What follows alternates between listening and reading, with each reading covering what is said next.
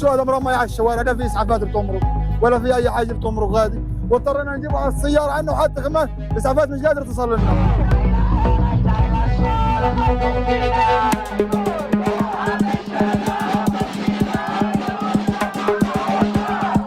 We expect from the Israeli government to take this deal to save all the remaining hostages who are still alive. Save lives. Don't talk about fighting in blood.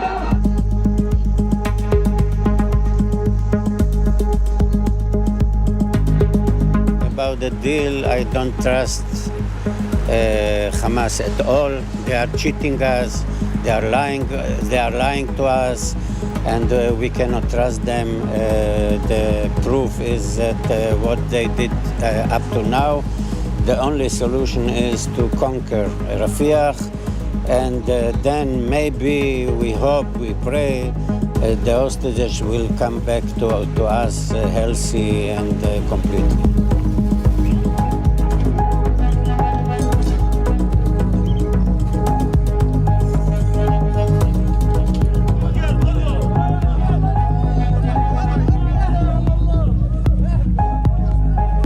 We've made clear our views about operations in Rafah that could potentially put more than 1 million innocent people at greater risk. During his call with Prime Minister Netanyahu, the president again made this clear. Masih bersama kami di Presisi Pagi. Korban sipil berjatuhan dalam serangan militer Israel ke Rafah, teritori Palestina, di mana diperkirakan ada 1,4 juta warga Palestina berlindung. Israel bertekad menghancurkan Hamas di tengah upaya negosiasi gencatan senjata antara kedua belah pihak. Jurnalis VOR Yotua Sikal melaporkannya untuk Anda. Warga Palestina yang terluka berdatangan ke rumah sakit Kuwait di Rafah setelah militer Israel mengambil kontrol perbatasan tersebut Selasa waktu setempat dan tank-tanknya merangsek masuk menyusul serangan udara malam sebelumnya. اليوم أنا رجلي بتوجعني وعندها تفتت في العظام وإيدي هذه فيها جروح وبلاتين داخلي وبتوجع. الشهداء مرمية على الشوارع، لا في اسعافات بتمرق ولا في اي حاجه بتمرق غادي، واضطرينا نجيبها على السياره عنه حتى كمان الاسعافات مش قادره تصل لنا. Badan PBB untuk pengungsi Palestina UNRWA memperkirakan ada 1,4 juta warga Palestina di Rafah. Kementerian Kesehatan Gaza mengatakan serangan militer Israel telah membunuh 54 warga Palestina dan melukai 96 lainnya dalam 24 jam. Israel mengatakan pada hari Selasa mereka tetap ingin menghancurkan kelompok Hamas dan infrastrukturnya. Meski Hamas mengumumkan sepakat dengan proposal gencatan senjata dari Mesir dan Qatar, proposal yang ditolak oleh Israel.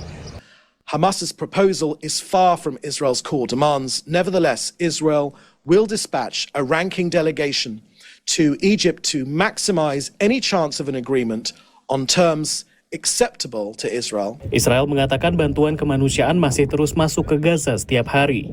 Namun truk-truk bantuan terlihat berjejer di perbatasan Mesir setelah Israel mengambil alih penyeberangan.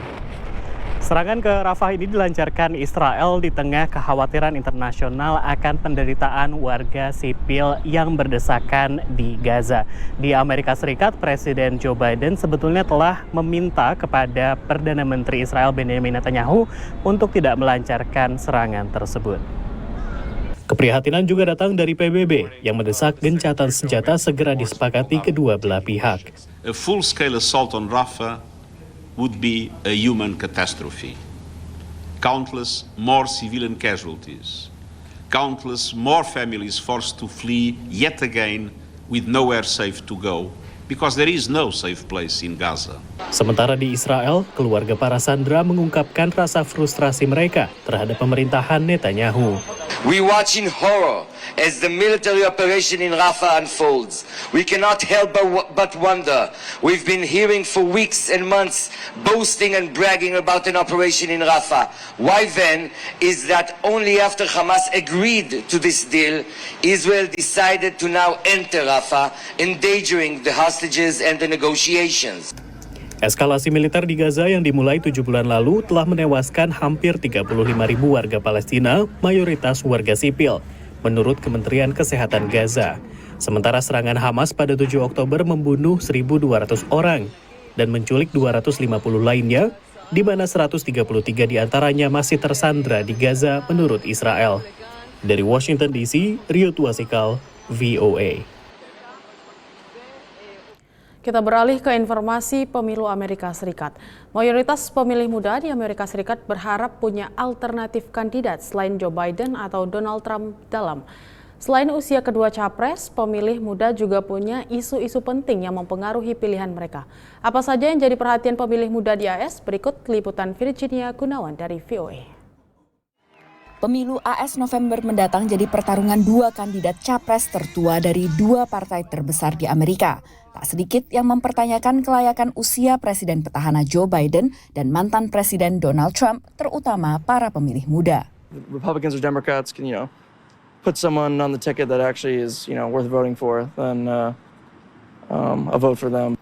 Jajak pendapat Pew Research menunjukkan jika ada kesempatan, 2/3 pemilih di bawah usia 30 tahun akan mengganti kedua kandidat. Selain usia, para pemilih muda punya sejumlah isu yang jadi prioritas mereka dan jadi alasan mereka mendukung kandidatnya. Misalnya Francesca yang mendukung Biden. I think abortion is important to me, abortion care, the right to be able to choose. Isu lainnya adalah legalisasi marihuana. Youth voters have a real opportunity to shape the electoral landscape here in Florida.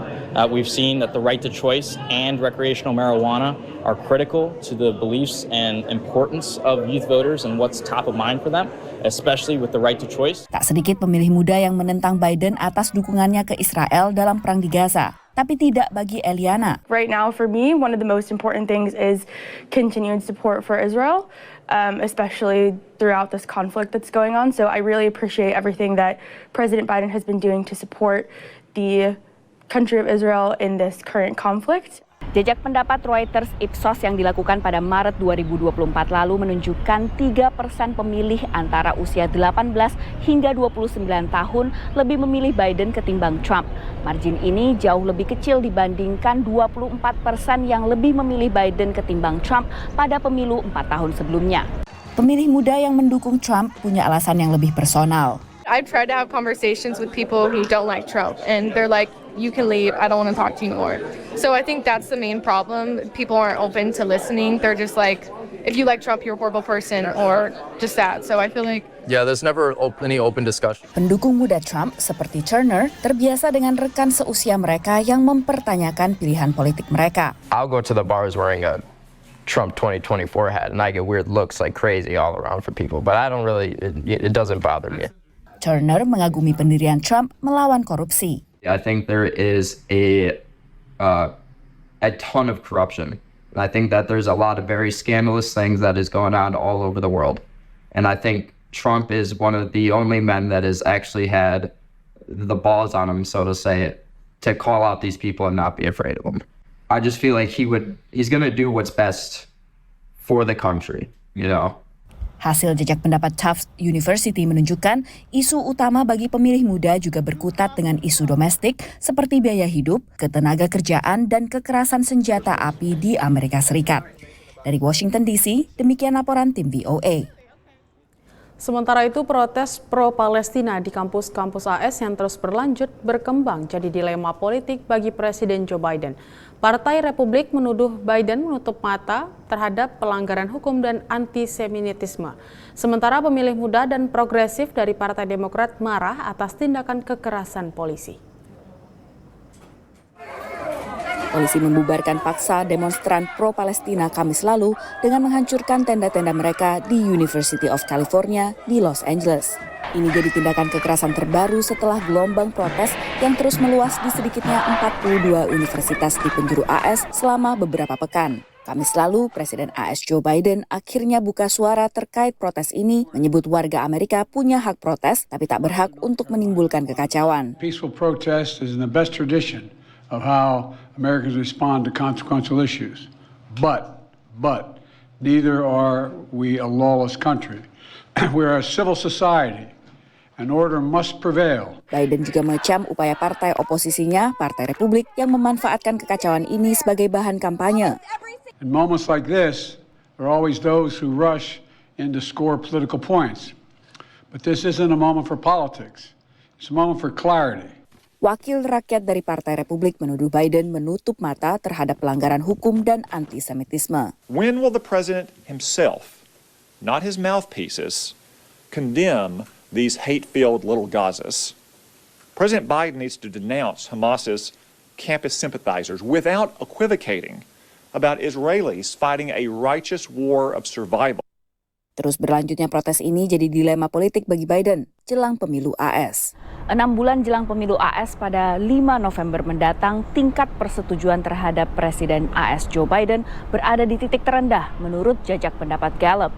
Selama rentang akhir Januari hingga pertengahan April tahun ini, tingkat persetujuan kerja Biden berada di titik 38,7%, yang merupakan angka terendah dalam sejarah kepemimpinan masa jabatan pertama Presiden Amerika Serikat. Di saat Partai Republik menuduh Biden memanjakan para demonstran, pemilih muda, pendukung Partai Demokrat yang progresif, komunitas Arab dan Muslim Amerika justru marah atas tindakan keras polisi terhadap protes dan dukungan tak tergoyahkan Biden untuk Israel. This issue is not going to resolve itself quickly, but it's possible with a ceasefire that other issues can come to the fore. Question is, will there be a ceasefire? Or are we going to continue with this level of warfare in Gaza and Israel all the way through the election? If so, I would say that it's going to prove very costly to President Biden.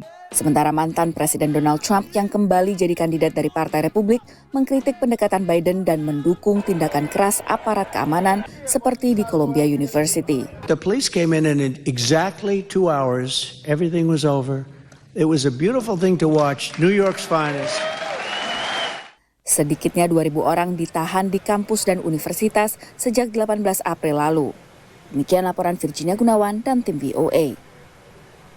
Tetaplah bersama kami, Presisi Pagi akan segera kembali.